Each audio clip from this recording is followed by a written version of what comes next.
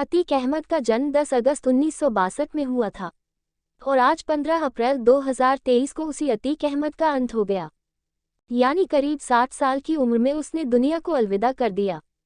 अतीक अहमद का परिवार भी बेहद गरीब था। कभी साल 1979 का दौर था। उस समय इलाहाबाद के चकिया मोहल्ले में फिरोज अहमद नाम के एक शख्स हुआ करते थे। वो तानगा चलाकर अपने परिवार का खर्चा चलाते थे।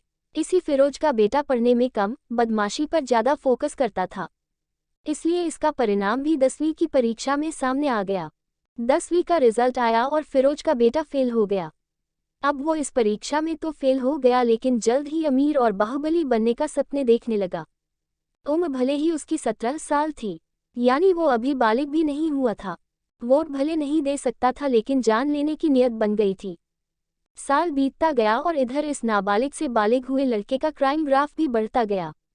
ये अब अतीक अहमद के नाम से कुख्यात है। कई महीनों से गुजरात का साबरमती जेल में बंद है। हत्या, अपहरण, मर्डर के प्रयास समेत दर्जनों मामले इस पर दर्ज हैं। अब इसके नाम की चर्चा इलाहाबाद से प्रयागराज बने शहर में उमेश पाल की हत्याकांड में हो रही है। पुलिस ताबड़तोड़ एनकाउंटर कर रही है, लेकिन इसका मास्टरमाइंड खुद जेल में बंद है। उस मास्टरमाइंड अतीक अहमद की आखिर क्या है पूरी कहानी, आइए जानते हैं। अतीक अहमद कैसे बना बाहुबली डॉन, कैसे अपराध से राजनीति की दुनिया में आया, इसे पूरा समझने के लिए चलते हैं अब से करीब साल 1987 के आसपास की बात है। इलाहाबाद शहर में चांद बाबा का दौर था। उसके नाम से लोगों के मन में खौफ पैदा हो जाता था।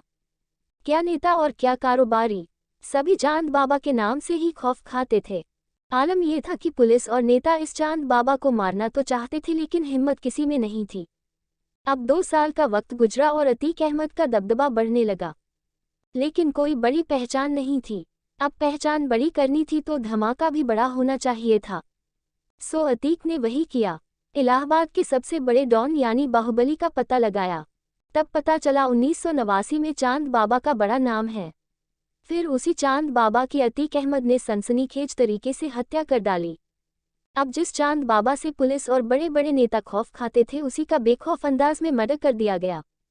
कत्ल करने वाला अतीक अहमद अब खुद सबसे बड़ा बाहुबली बन गया। इसके बाद अतीक ने कभी पीछे मुड़कर नहीं देखा। साल बदलते गए और बड़े बड़े नाम उसकी क्राइम लिस्ट में जुड़ते गए।